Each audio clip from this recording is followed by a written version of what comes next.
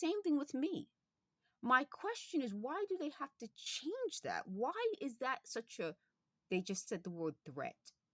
I didn't say that word. I didn't hear what they just said. I didn't say that word threat. It just seems weird to me. It's like changing, like they said they thought after I came back from Saudi Arabia, I would leave the United States because I loved it. Didn't they say earlier that according, and I'm going to use as a thumbnail, the letter I wrote the college ex-boyfriend in 1996. In it, I was homesick, and you could tell. I had just arrived at a completely foreign country. It was like so foreign to me. And they thought that because I then enjoyed being in Saudi Arabia, which contradicts their lie that I didn't like it, that I would end up leaving the United States, thinking that, maybe because of racial issues. But it seems like these racial issues seem to come up only when certain people are around. And it's a big deal because it's like trying to change me being a native New Yorker. I grew up in the Bronx. Where I'm in the Bronx, we used to have certain areas that were predominantly this group, that group. So you had predominantly Black, predominantly Irish, predominantly Italian, predominantly Latino, predominantly Asian, different Asian groups. And I would love, I would love to speak to other New Yorkers about this. And I try to find different people talking about it in New York, where as groups come, other groups tend to move out, and then new groups come. And so it's always that sort of thing in New York. So as much as they want to remove that, they are the ones who kind of keep bringing it up.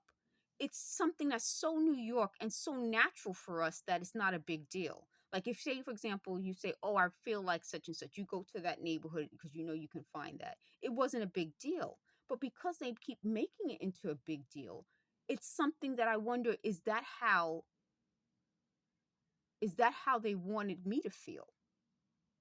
So it's not so much as a threat, it's sort of a manipulation. That's the word I would use. It's a way of manipulating me and keeping me always aware, self-aware.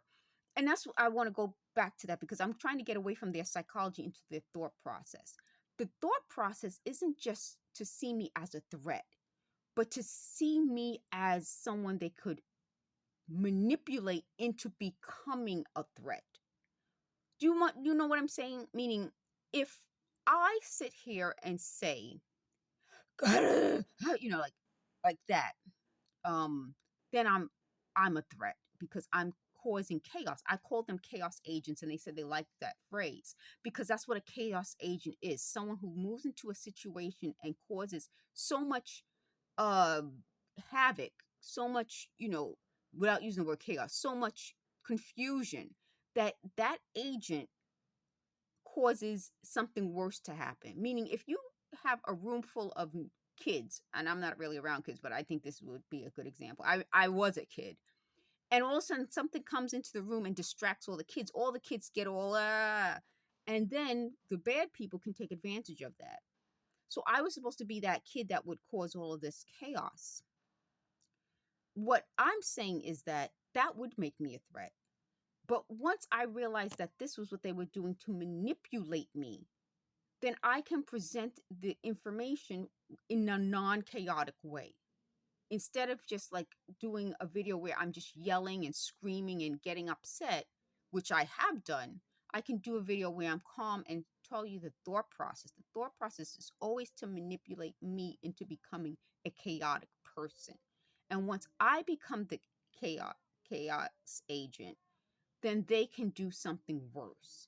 So for part of why I'm showing you the ups and downs and in betweens is how it does work, how they think.